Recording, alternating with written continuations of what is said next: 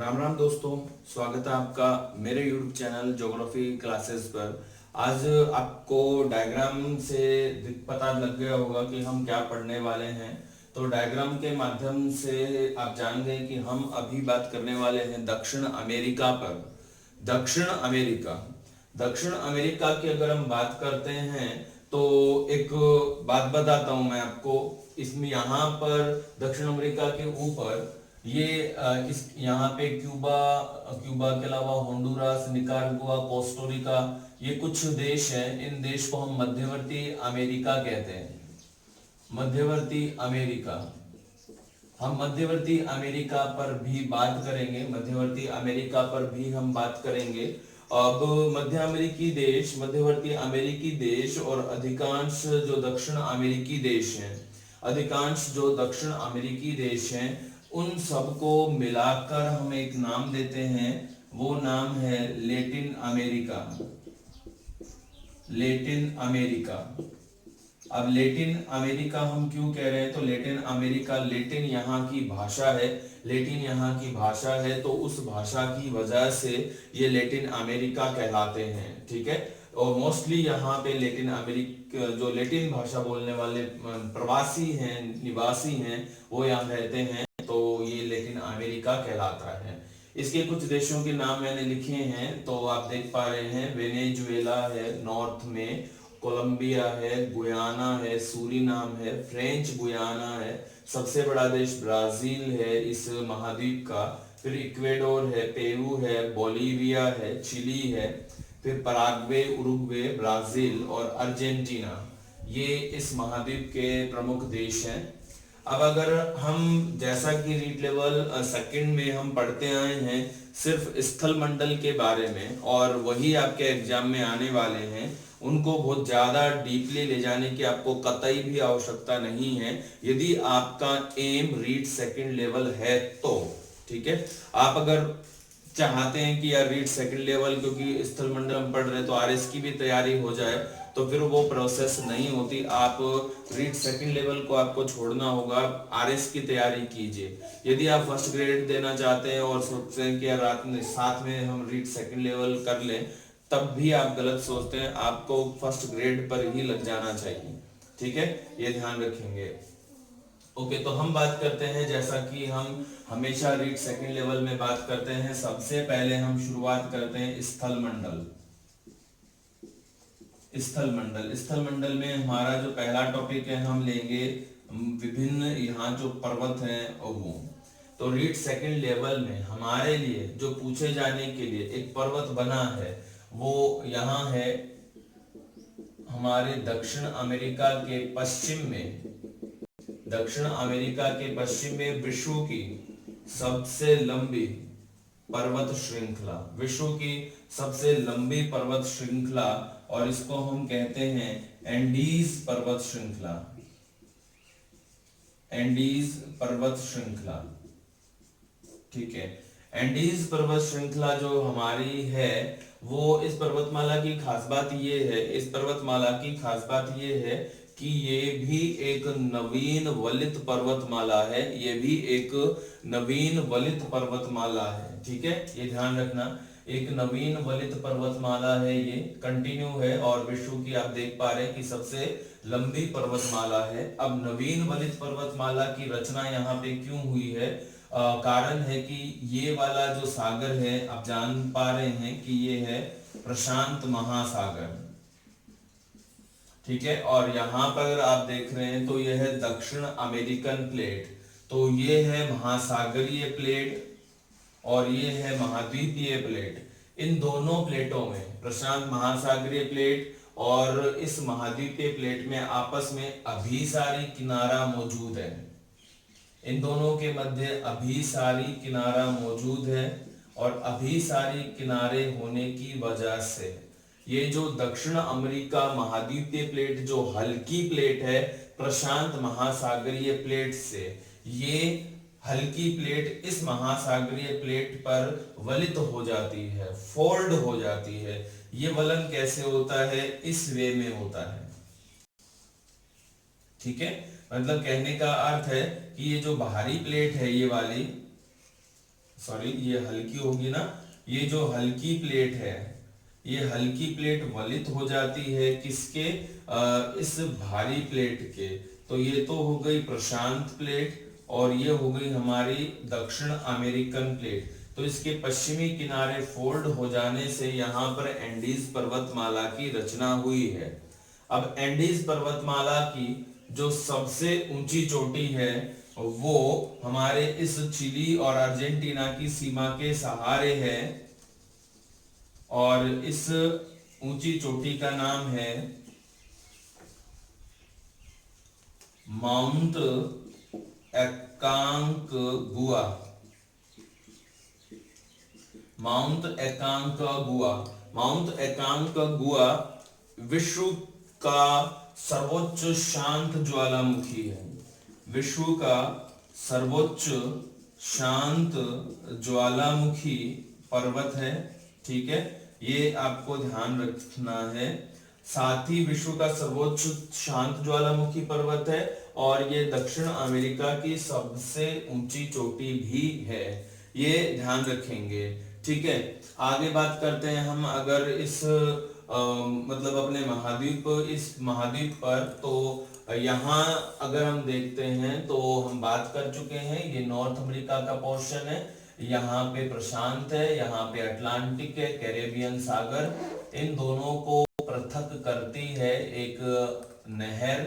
इस नहर के बारे में हम बात कर चुके हैं, नहर का नाम है पनामा नहर, नहर का नाम है पनामा नहर, ठीक है, ये ध्यान रखना है। आगे हम नीचे और आ जाएं, इस पर्वतमाला में, एंडीज पर्वतमाला में हमने देखा जो सबसे ऊंचा शिखर था वो, इसके अलावा अन्य यहाँ पर कुछ ज्वालामुखी पर्वत है, ये चिली है, इस चिली में कुछ ज्वालामुखी पर्वत हैं। इन चिली में ज्वालामुखी पर्वत में आता है एक ओजस डेल स्लैडो,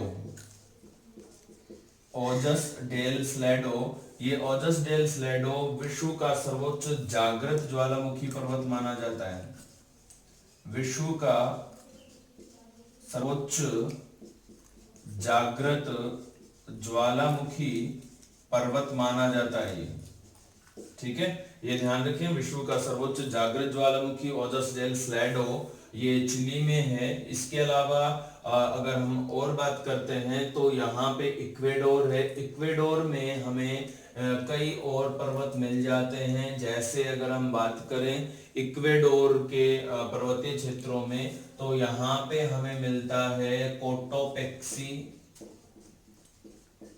कोटोपेक्सी, कोटोपेक्सी भी एक जागृत ज्वालामुखी है, इसे भी पहले विश्व का सर्वोच्च जागृत ज्वालामुखी माना जाता था, बट ये जागृत रहते हैं तो निरंतर निकलने वाले लावा, निरंतर निकलने वाले लावा की वजह से इनकी ऊंचाई में वृद्धि होती रहती है।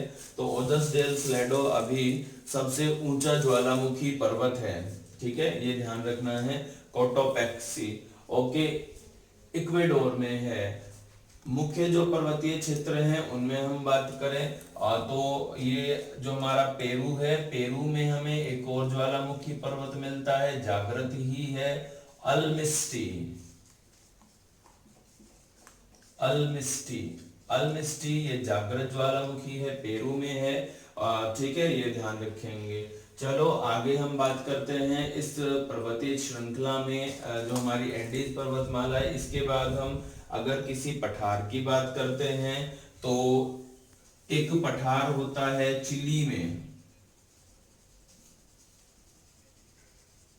चिली में एक पठार है, इस पठार को हम कहते हैं क्यूटी कमाटा,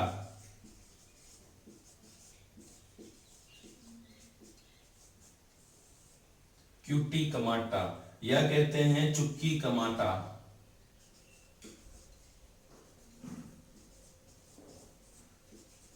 चुक्की कमाटा पठार। ये जो चुक्की कमाटा या क्यूटी कमाटा पठार है ये चिली में है और क्यूटी कमाटा या चुक्की कमाटा ये तांबा उत्पादन के लिए प्रसिद्ध है। इस पठार को विश्व तांबे की राजधानी कहा जाता है, विश्व तांबे की राजधानी, विश्व तांबे की राजधानी कहते हैं इस क्यूटीकमाटा या चुकीकमाटा पठार को, ठीक है, ये ध्यान रखेंगे आप। इसके अलावा और अगर हम बात करते हैं पठार पर ही, तो पठारों में, ये पठार के साथ यहाँ पे अन्य जो पठार हैं, ये गुयाना का पठार आता है जिसका विस्तार ब्राजील और गुयाना क्षेत्र में है। ब्राजील और गुयाना क्षेत्र में यहाँ पे नाम है उसका गुयाना का पठार, गुयाना का पठार, ठीक है। अब गुयाना का पठार में हम मार्कर एक बार चेंज कर लेते हैं, इंक डालता हूं मैं मार्कर में। ओके, अब वीडियो पॉज कर रहा हूं मैं।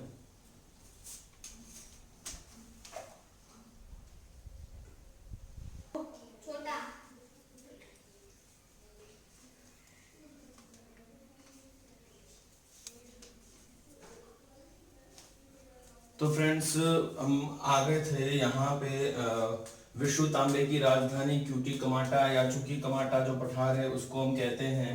अब पठार, फिर उसके बाद हमने जान लिया था गुयाना का पठार। अब पठार के बाद पर्वत हो गए थे, पठार बस इतना ही आपको याद रखना है। इसके अलावा फिर यहाँ पे हमें मुख्य मरुस्थल याद रखने हैं। मुख्य मरुस्थल, मुख्य मरुस्थल यहाँ पे चिली में है। चिली में जो मरुस्थल है उस मरुस्थल का नाम है अटाकामा। चिली में मरुस्थल है अटाकामा। अटाकामा मरुस्थल की खास बात यह है, अटाकामा मरुस्थल की खास बात है कि ये विश्व का शुष्कतम मरुस्थल है, शुष्कतम मरुस्थल है। इस चिली में पेरू से थोड़ा सा नीचे, चिली में पेरू से थोड़ा सा नीचे हमें दो स्थान मिलते हैं, अरिका और एक स्थान मिलता है इक्विक। अरिका और इक्विक ये विश्व के दो शुष्कतम स्थान है। विश्व के दो शुष्कतम स्थान है अरिका और इक्विक, ठीक है, ये ध्यान रखना है आपको। यहाँ इनकी बात हो जाती है। इसके अलावा फिर बात करते हैं सीधे घास के मैदान मरुस्थल। एक ही है, अटाकामा विश्व का शुष्कतम मरुस्थल है। घास के मैदानों में यहाँ ये जो ब्राजील है, हम जिसकी हम बात कर रहे हैं, तो ब्राजील, यहाँ से हमारी भूमध्य रेखा निकलती है इसके सहारे से, और यहाँ से निकलती है मकर रेखा, ठीक है, और ऊपर इस जोन से निकलती है कर्क रेखा। तो भूमध्य रेखीय क्षेत्रों में यहाँ एक नदी बहती है जो विश्व की विशालतम नदी है, विश्व की सबसे बड़ी नदी है, जिसका मुख्य बहाव है ब्राजील में। नदी का नाम है अमेजन। अमेजन नदी के जो घास के मैदान है, जो कि उष्णकटिबंधीय सवाना के समान है, इन घास के मैदानों को हम कहते हैं कंपास, ठीक है। ये कंपास उष्णकटिबंधीय घास के मैदान हैं, ये ध्यान रखना। इन कंपास जो घास प्रदेश है, इन कंपास घास के प्रदेशों में विश्व के सघनतम उष्णकटिबंधीय सदाबहार वन पाए जाते हैं, जो ब्राजील में सेल्वा कहलाते हैं। सेल्वा जो होते हैं विश्व की करीब 20 से 40% ऑक्सीजन अकेले प्रोड्यूस करते हैं। 20 से 40% ऑक्सीजन अकेले प्रोड्यूस करते हैं। तो इन सेल्वा वनों को हम पृथ्वी के फेफड़ों की संज्ञा देते हैं। पृथ्वी के फेफड़े, एक बार इसे इंग्लिश में भी पूछा गया था, लंग्स ऑफ द अर्थ, ये भी एग्जाम में आया हुआ है, लंग्स ऑफ द अर्थ, ठीक है, लंग्स ऑफ द अर्थ भी एग्जाम में आया हुआ है, ये भी आपको ध्यान रखेंगे। सेल्वा वन पृथ्वी के फेफड़े कहलाते हैं। अब इसी तरह के जो उष्ण वन हैं, यहाँ पे हमारा देश है वेनेजुएला, उष्ण वन वेनेजुएला में भी पाए जाते हैं, और वेनेजुएला के उष्णकटिबंधीय जो वन हैं, इनको हम कहते हैं लानोज। वेनेजुएला के उष्णकटिबंधीय वन लानोज कहलाते हैं, ठीक है, ये ध्यान रखना है। तो इसके अलावा ब्राजील में हमें यहाँ पर शीतोष्ण कटिबंधीय वन मिलते हैं। अर्जेंटीना में यहाँ शीतोष्ण कटिबंधीय वनों की प्रधानता है, जिन्हें पंपास कहते हैं। और पंपास शीतोष्ण कटिबंधीय वन है। तो ये जो शीतोष्ण कटिबंधीय वन है हमारे इस अर्जेंटीना के, ये पंपास वन जाने जाते हैं गेहूं उत्पादन के लिए। गेहूं उत्पादन के लिए ये बड़े फेमस हैं, पंपास घास के मैदान। ठीक है, इसके अलावा यहाँ ये बोलीविया है, ये अर्जेंटीना है। बोलीविया अर्जेंटीना की सीमा पर यहाँ पे एक दलदली प्रदेश है, उष्णकटिबंधीय घास के मैदान भी यहाँ पे मिलते हैं, और इस प्रदेश को हम कहते हैं ग्रान चाको। ग्रान चाको, ठीक है। तो ये उष्णकटिबंधीय जो घास प्रदेश है, ये जो कि बोलीविया और अर्जेंटीना में है, उन्हें ग्रान चाको कहते हैं। ठीक है, ये हो गए हमारे विशेष घास के मैदान। यहाँ पर इतने ही हैं। ब्राजील में कंपास हो गए, अर्जेंटीना में पंपास हो गए, बोलीविया और अर्जेंटीना की सीमा पर ग्रान चाको हमारे घास के मैदान हैं। ठीक है, हमने यहाँ पे बात करी मुख्य पर्वत पर, मुख्य पठार पर, और इसके अलावा मरुस्थल, घास के मैदान। अब बात करते हैं हम झील पे। ठीक है, झील देखो, ये जो देश नजर आ रहा है ये है पेरू, ये है बोलीविया। पेरू और बोलीविया की सीमा पर, पेरू और बोलीविया की सीमा पर एक झील है। झील का नाम आप जानते ही हैं, झील कहलाती है टीटीकाका। झील कहलाती है टीटीकाका। टीटीकाका जो झील है, इस टीटीकाका झील की खास बात है कि ये विश्व की सर्वाधिक ऊंचाई पर स्थित नौगम्य झील है। साथ ही ये मीठे पानी की झील है। विश्व की सर्वाधिक ऊंचाई पर स्थित नौगम्य का मतलब है नौकागमन, नावें चलने वाली। ये विश्व की सर्वाधिक ऊंचाई पर स्थित झील है। साथ ही ये एक खूबसूरत मीठे पानी की झील है। झील का नाम है टिटिकाका, पेरू और बोलीविया की सीमा पर। इसके अलावा फिर वेनेजुएला में एक झील क्षेत्र है, और झील क्षेत्र का नाम है, यहां लिख रहा हूं,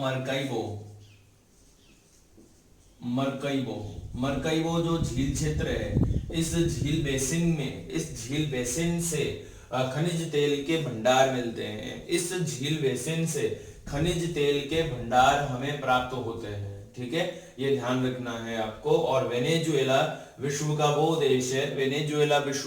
देश है जहां पे सबसे ज्यादा खनिज तेल के भंडार प्राप्त हुए हैं, यानी सबसे ज्यादा खनिज तेल के भंडार इस वेनेजुएला में ही हैं। फ्रेंड्स, तो अब हमारे पास रहती हैं सिर्फ दक्षिण अमेरिका की नदियां। ठीक है, आप सोच रहे होंगे कि यार इतना सा ये मैटर हो गया दक्षिण अमेरिका, बट आपके रीड के अकॉर्डिंग यही है। आप डीपली चाहते हैं तो जस्ट मैं अभी 1 जून से फर्स्ट ग्रेड और नेट ज्योग्राफी के लिए बैच ले रहा हूं, जिसकी 25% जो सीटें हैं, पहली 25% सीटें हैं जो प्रथम, वो पूरी तरह से निःशुल्क हैं, और ये एक चुने हुए व्यक्तियों को ही वीडियो दिखाई देंगे और बाकी को नहीं दिखाई देंगे। इसके लिए आप जल्दी से जल्दी अपना रजिस्ट्रेशन करवाइए, और वीडियो के शुरू में जो हमारा पोस्ट है, उस पोस्ट पर आपको टेलीग्राम चैनल और व्हाट्सएप नंबर आपको नजर आ रहे हैं, वहां पे आपको पता लगेगा कि किस तरह से रजिस्ट्रेशन करवाना है। तो जो रजिस्ट्रेशन करवाएंगे वो वीडियो सिर्फ उन्हीं को दिखेंगे, और किसी और कोई उन वीडियो को प्ले नहीं कर सकता है।